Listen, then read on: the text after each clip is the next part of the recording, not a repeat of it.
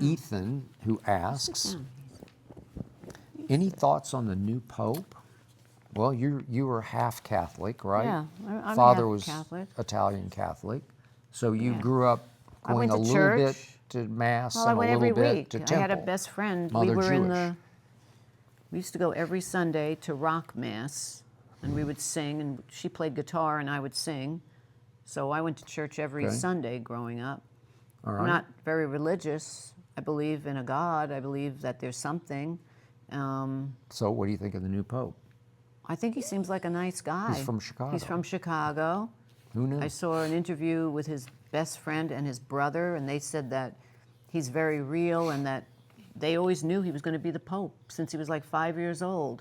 They knew he had Pope qualities. Who knew? And he likes to play tennis. He's a very normal guy. Very normal guy, and now he's the Pope. And he speaks, I don't know, 6 languages or whatever. Beautiful. So, Okay. So I am not Catholic.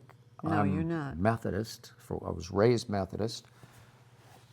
But in my former lives, I dated 2 women who were Catholic, and so I've been to Mass at least a dozen times. Okay. I went quite a bit. Okay. I liked it. It wasn't all that different from No. what I knew.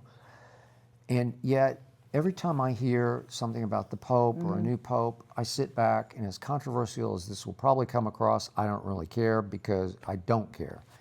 But I sit back from my point of view and I think, why is there a Pope?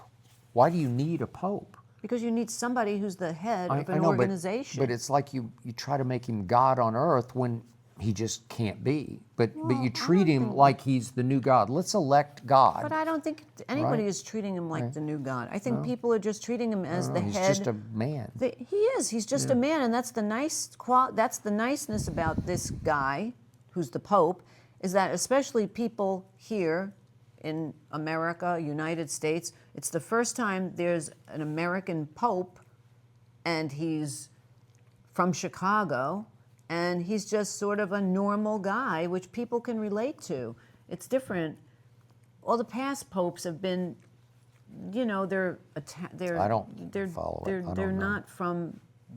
It's not like saying, hey, he's from, hey, he was from Smithtown on Long Island. He's like real, you can relate in a way. Okay. Hey, I knew him. He went to public school, and All right. so, but he's going to be the person who heads up the Catholic churches. Okay. I get that you'd have cardinals in various Yeah, regions, so and he's that like you obviously that. have the priest of your church, Yeah. or priests plural. But I never understood. You need to elect a pope who does become like your God on earth, like he's the closest you can get to God, I guess. Right? Isn't that the I way don't know that if he's the perceived? closest. I think he's just a good Gotta wait. representative who helps set, I guess, the rules of what the Catholic Church go according to. Yeah, whatever he says is gospel. Well, I don't think it's right? I don't think Trump is going to make all the decisions by himself. He's got a cabinet, and Yeah. even though he comes up with a law that he decides he wants to do, I think they have to weigh in. I think it's the same thing with the Pope. I don't think he just decides, hey, I think abortion is illegal. And then from that moment on, everything, I don't think that you do that. I don't know that much about the Pope behind the scenes. I mean, So we recently flew saw back a and movie, forth to but- New York, and on the flight, we're sitting across the aisle from each other, and I watched Conclave. right. And I was Tyler walked out on that, but I didn't okay. see it. Well, it was intriguing to me to see the process, because it is some process to elect a new pope, and it takes day after day after day, vote after vote after vote, because you need a quorum of whatever it was. Right. And the politics behind the choice, and you have to disqualify people, and scandals break out behind closed doors where you say, well, he had a scandal in his past, so he Yeah. can't be the pope. But it's similar to the president, Yeah, it is.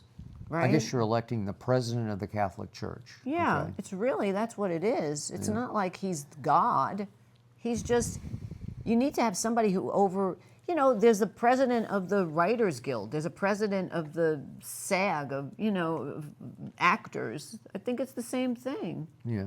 You need to have a president of everything. But I don't think there's a president of the Methodist Church, but I could be wrong. Maybe I just don't ever hear about it or think about it. Well, But Billy there Graham are. was the face of, He was of Christianity for many, many You know. years as a traveling evangelist. right. So he went out there trying to, I guess, I don't know, persuade people to believe what he's He did. saying, right? No, he did. He traveled, and I think he was one of the few truly believable, credible evangelists who became Yeah. a televangelist. But he was not a flawed man. He was a good man. So everybody okay, has so to he have served somebody. as our sort of pope, I guess you'd say. I mean, the line from Bob Dylan is, "You got to serve somebody." You Right. want to serve God. No, but I think you you know, believe and that there- too. there's the man. Yeah. So he's the man in this situation for the Catholics.